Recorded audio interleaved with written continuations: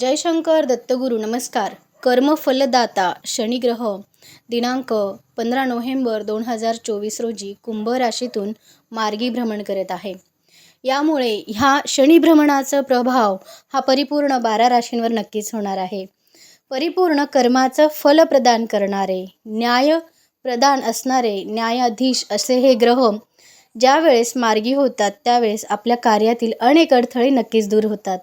परिपूर्ण शनी महाराजांना आपण उद्या शरण जायचं आहे आणि हे शरण जात असताना मोहरीच्या तेलाचा दिवा, लवंगांची माळ आणि मिठाई, विशेषतः गुळामध्ये बनवलेली मिठाई याचा नैवेद्य आपण शनी महाराजांना अर्पण करायचा आहे.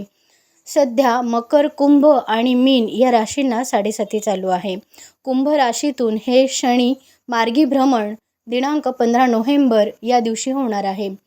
शनी महात्म्य, शनी स्तुती या दिवशी पठण करा. त्यासोबतच गोरगरिबांना अन्नदानसुद्धा या दिवशी अवश्य केलं पाहिजे.